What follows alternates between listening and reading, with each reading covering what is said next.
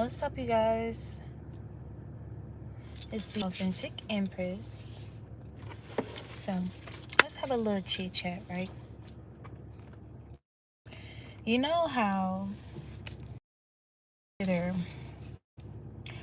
soil, a garden, or when you're trying to grow something, you can even consider a woman. So, let's think about the words fertile and barren, right? So, let's say a low vibrational karmic energy is considered barren or unfertile or infertile, and balanced, conscious, anointed, high vibrational, pure hearted being is considered fertile grounds. Now, of course, in the literal sense, anybody, whether toxic or healthy, can bear children, okay? But that's not what this is about.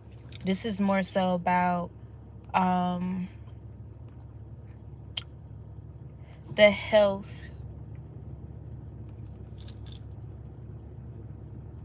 This is more so about the health, the positive growth that's long lasting, like true longevity, your dreams coming true, you receiving the desires of your heart.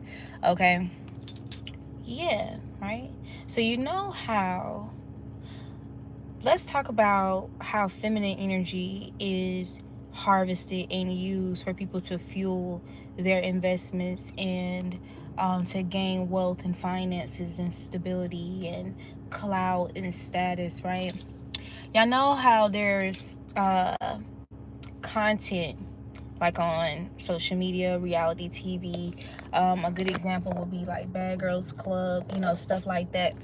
You know how there's content where they they use women fighting, bickering with each other, beefing with each other as a means to attract attention and subscriptions or subscribers, high views and stuff like that. So how people build wealth and growth and stability off women, whether they're toxic, in a toxic state or a healthy state. So the reason why I'm walking you guys to what I'm about to say in our message for this evening is because there's been individuals who call themselves playing this waiting game with you. And what I mean by this waiting game, there's been this bait and switch energy of people, that strategy of love bombing and then pulling away out of nowhere, or withdrawing out of nowhere, disappearing out of nowhere in hopes that it'll be that, how positive and negative energy works.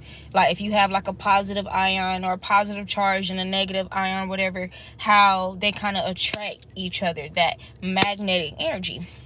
So this has been the tactic that's constantly used, okay, in life in general, like in our society, in this world. Like that's the tactic that people use in order to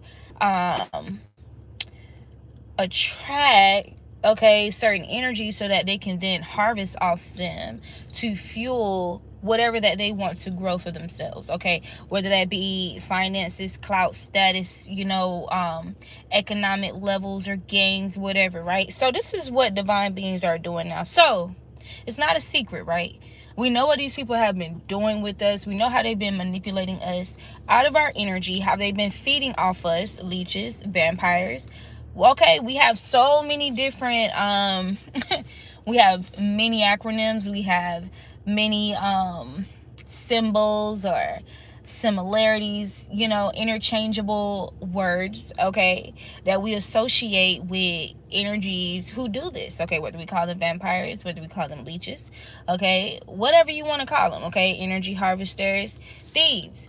So think about the concept of a script club. Have you ever heard about businessmen having their business meetings at script clubs because they believe that they're able to close in on certain deals if they're at the script club having whatever that business proposal may be? Okay, I feel like I've given enough context to say what I'm about to say. Being that we understand what these people do in order to harvest off us and kind of drain us, okay, or swap their bad karma with us, with our dharma. This whole waiting game tactic that these people have been doing, like waiting for us to like run to them if they pull away, we're not doing that anymore. So this is actually what we're doing instead, right? Since we know that, how when a divine being gets with another person and how that person just starts glowing, they start looking better, doing better, gaining this boost of confidence, okay, because we're boosting their confidence, okay. We feed the good in that person. And that phrase of, oh, you got to be careful with building a person for somebody else, or building a man for somebody else. Okay, well, this is what we're doing, okay? We have enough understanding to recognize the pattern. And so if these people get with us, okay, benefit from us, feed off us, only to leave us for energies that are low vibrational, toxic, cannot, produce anything that's long lasting, true longevity, okay, that has any true high vibrational outcome. Legacy is not attached to it, okay, purpose is not attached to it. It's just, as Solomon says, when Solomon talks about that strange woman that kind of just tears down her house with her own hands. So in regards to the builders, in regards to the producers, the true creators, you know how people, like, we'll get with people as a creator, we'll get with somebody, and then they'll betray us for a thief. So why not just leave them with the thieves? Why not just leave the thieves with the thieves? You get what I'm saying? Like, and preserve our creative force, preserve our life force energy, of course, not just for ourselves, but understanding the rarity of who we are and how spaced out we are. Just like, you would consider yourself, or the divine considers you gold, the divine considers you a diamond, okay, a gem, okay, precious as rubies, right, pearls, right? You understand, like, it takes time, it takes strategy, it takes certain access points or access levels in order to obtain those things. So, and in a lot of cases, it also requires patience as well to obtain gold, diamonds, pearls, rubies, whatever the case may be, right? Okay, it takes time to create that gold. It takes time to, dig up that diamond, create that diamond, right? It takes time, it takes pressure, it takes a lot. So I just feel like, with all that being said, this whole trickery of making it seem like God is not enough for us, like God is not enough for any and everybody, the illusion of loneliness, the illusion of, value and surrounding worth and stuff like that. I'm telling you, the antidote, the secret sauce, okay, the main recipe of recipes is to just immerse yourself with God. Immerse your willpower, your will, with God's will, with God's strength of will. You know that phrase of a person who's strong-willed? You will be your ultimate. I feel like that phrase ultimately is a person who has a strong faith in the divine. Okay, this immovable faith in the divine. I feel like you will have or achieve your strongest will if you be locked in with the Most High, right? And we have to stop being tricked out of that. We have to stop being tricked out of the value of the covenant with the Most High, okay? We got to stop being tricked out of that, okay? Because people us for the longest. So it's like, if they try to make it seem like these toxic people are better than us, why not just leave them with the toxic people moving forward and beyond? These are people who know you are not somebody that competes, but they're trying to trick you into competing for them. Like, who the fuck are you to win or gain or achieve if you feel like you need to put a pure-hearted person, a good person, a person who has added more benefit and assets to you than you have to them and for them? Huh?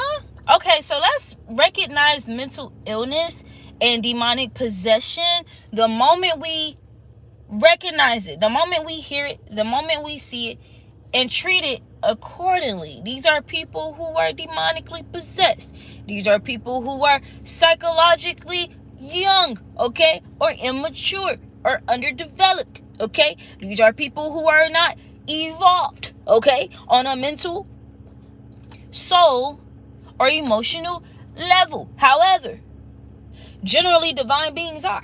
Generally we are emotionally competent. Generally we are emotionally mature. Generally we are, like, we're in this unique sector of intelligence and brilliance, okay, and comprehension of not just book shit, not just, not just practical, but the spiritual realm.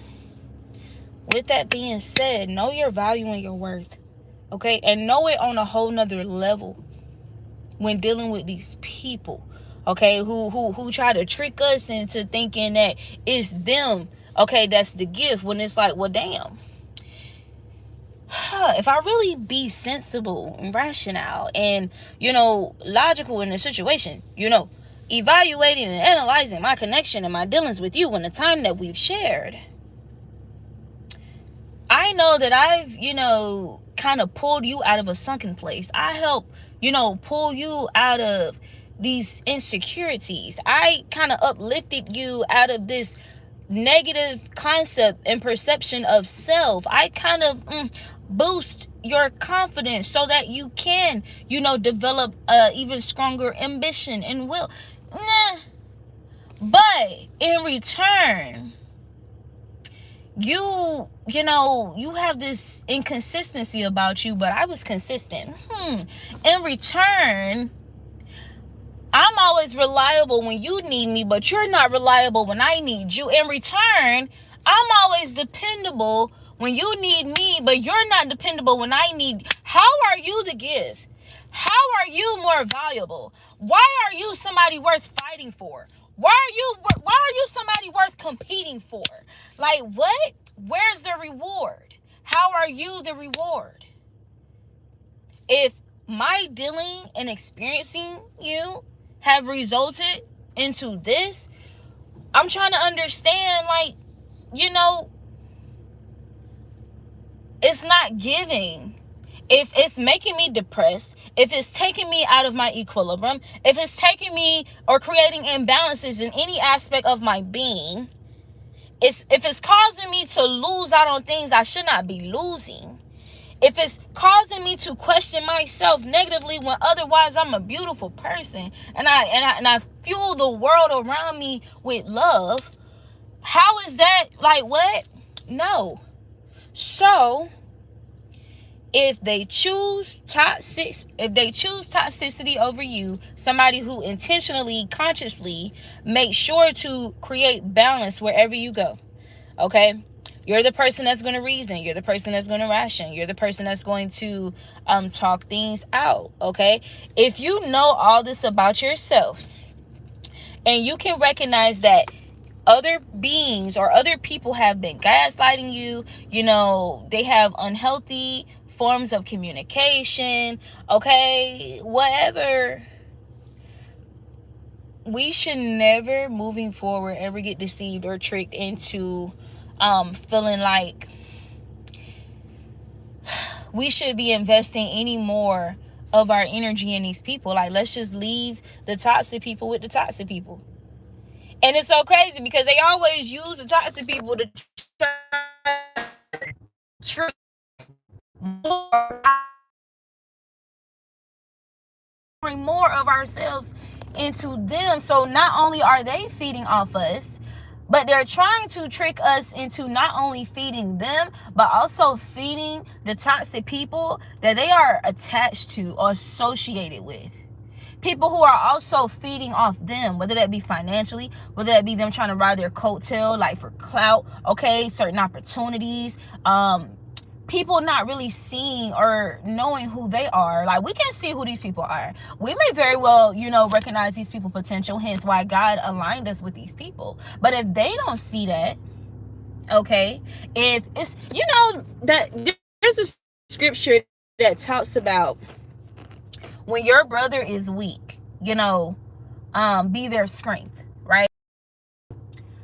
Well, damn, is there a time being somebody else's strength, abandoning you, neglecting you, inconsistent with you? If that brother is, not showing up for you like you show up for them, and this continues to be a thing, eventually you're going to have to turn the other cheek. There's a reason why there's a series of scriptures, okay? It's like a guidebook for us to navigate through our daily. So with that being said, I'll pull a couple of cards and I'm gonna call it a night. You got the carry effect. I also saw they are too ashamed to face you, okay? They're too embarrassed to face you, to confront you. It says there is an ex or exes or just people whom you left behind, okay?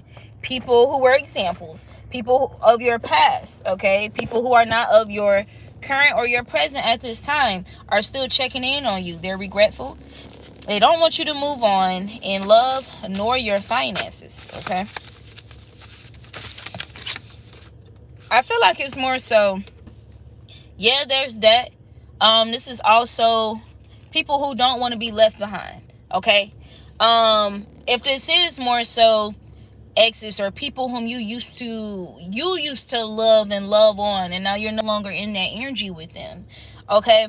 Yes, they're regretful and they don't want you to move on in love nor your finances, because here's the thing.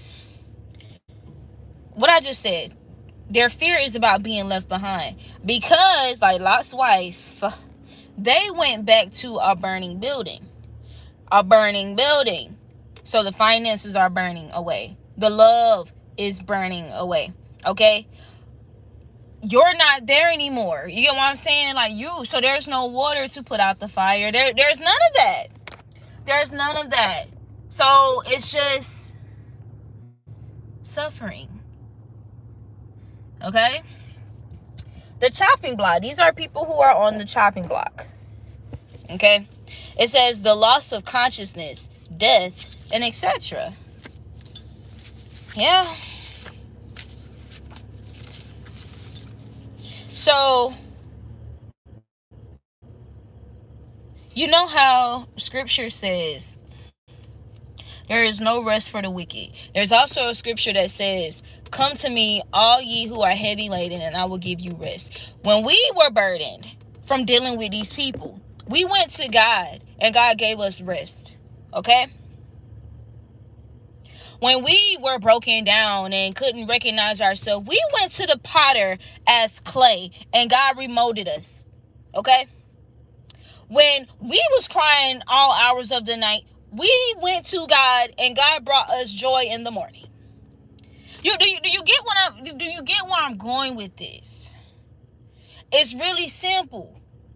If you love somebody and they choose hell and reject God, that don't mean you're supposed to reject God with them just because you love that person. You're supposed to love God above all else and always choose God. Never forsake God just because somebody else did. I don't care how conflicted they are. It doesn't matter. You can love them from a distance. You can give them over to a reprobated mind and still be your divine self. God is still God. Even when God has to accept that at the end of the day, we have free will. Okay? And some people with their free will choose demonic energy. They choose hell energy. They choose to be toxic. But God is still God all the time. So we're supposed to be our divine selves. Remain pure-hearted anyway. and release them. Release them. Okay?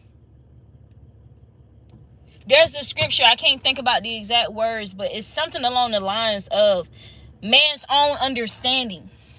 If they reject God's understanding, the understanding that God has given us and continually given us and has available to us, oh well, like, you have to accept that. You have to accept that.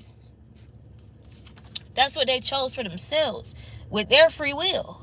What are you going to choose for yourself? I hope it's God. I hope it's everything that's attached to God. Damn, because it doesn't matter how hard, how restrictive, how limited something may appear to be. God is going to provide the way of escape. Period. There is a way unto man that seems right. So if they choose that because it seems right, wouldn't you rather be sure with God? Wouldn't you rather have clarity with God opposed to leaning or the author of confusion, satanic energy? It seemed right. Okay, like, but God give us all kind of signs, all kind of dreams, everything in all kind of ways, in ways that we will be able to process. You know how there's millions of different dialects and languages and translations, all that out there. God created you. God knows how to communicate with you. God knows how to talk with you. God knows, in what ways, whether you're deaf, whether you're nonverbal, whatever. God knows how to communicate with every being God has created, including animals. Period. Even if it's not words. Period. Energy.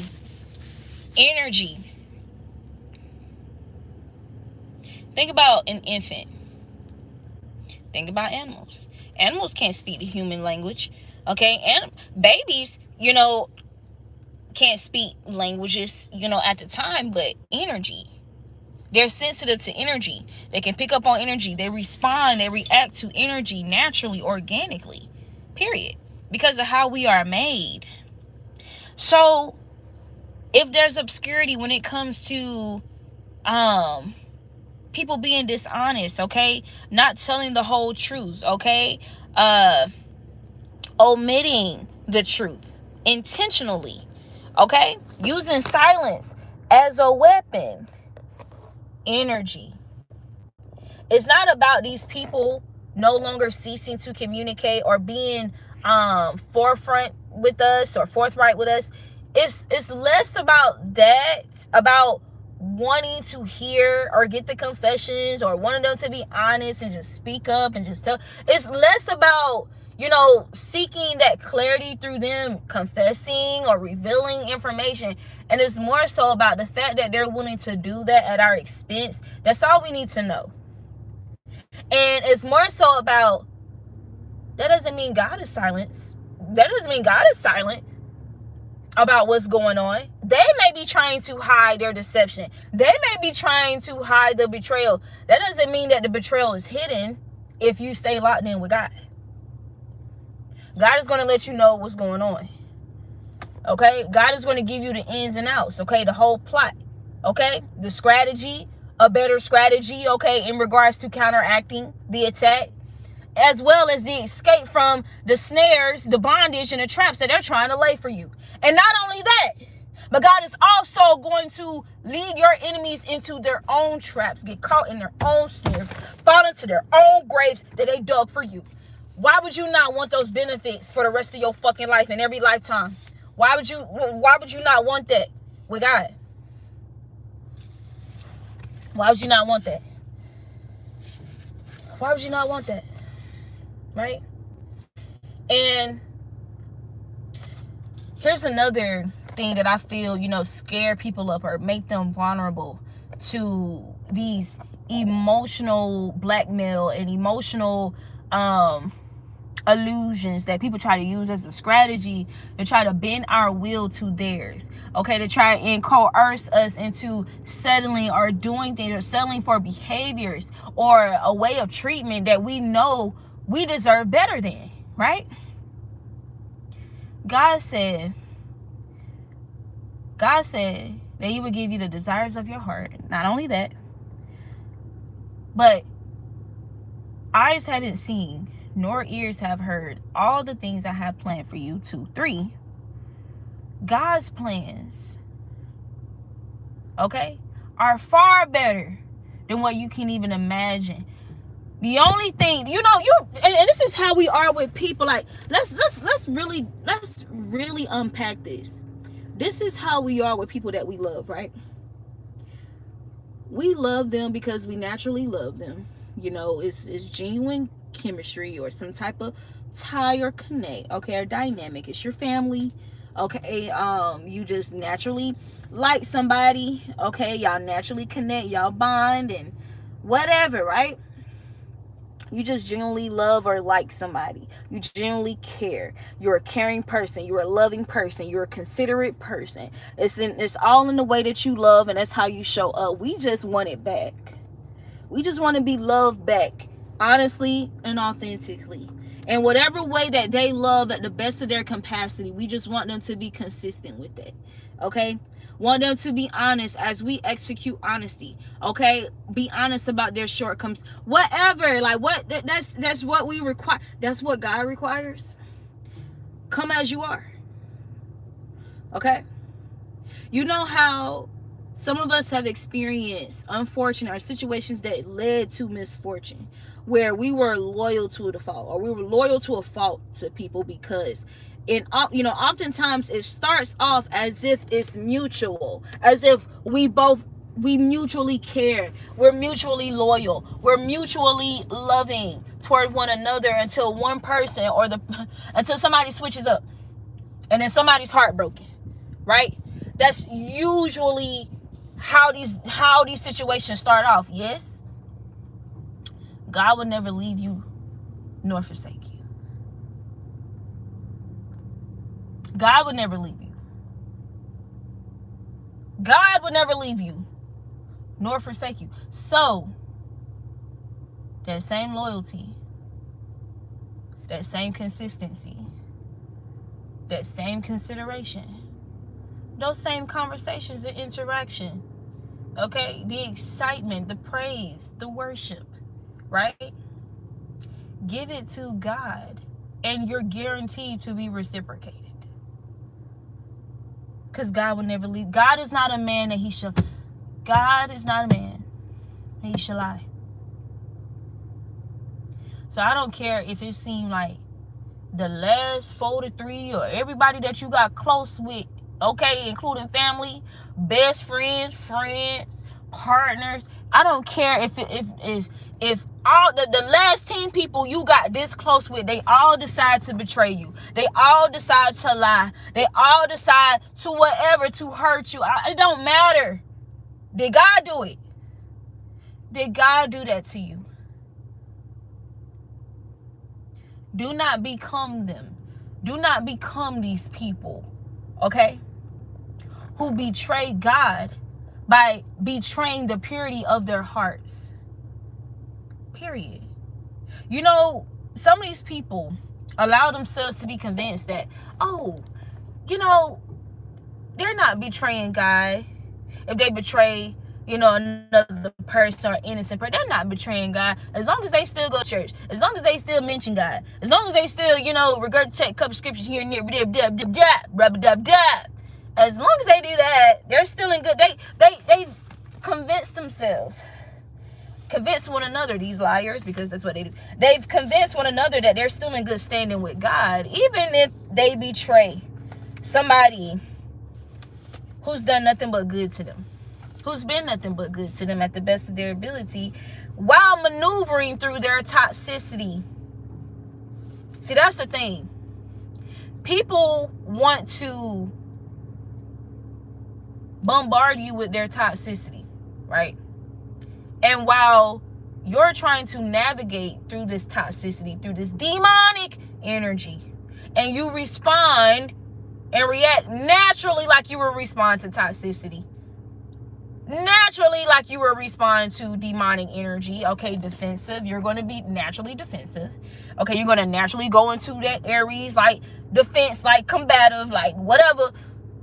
Things that are natural when somebody is an obvious threat to you. They try to use that and make that your entire character.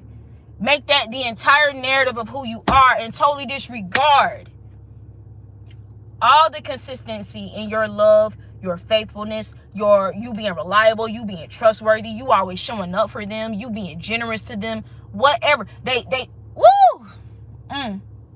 Just so they can play the victim and try to feed off being greedy. Being greedy. Being greedy. Right? So why, and this is why, even after they quote unquote achieved the results they were working for, okay, they betrayed you, they got other people, to help them do it, okay, or whatever, they got what they wanted, okay, and hurting your feelings and hurting you, whatever, right? Why do they remain obsessed over you after that? Like, didn't you get what you was working toward? Like, why is the obsession a continual thing? Why?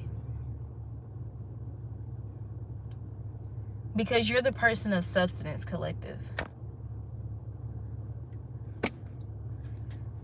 You're the person with fertile energy, okay? You're the person, with this valuable, exclusive, sacred, unique, rare, fuel, energy, life force, whatever the case may be.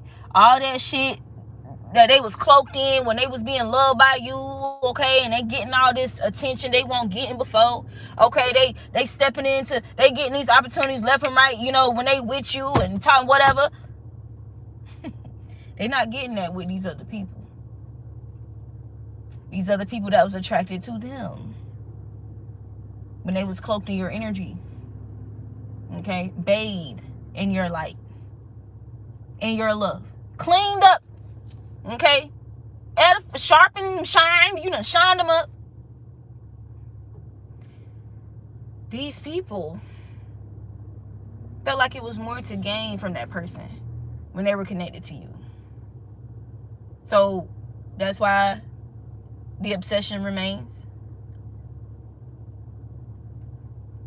And it's so crazy.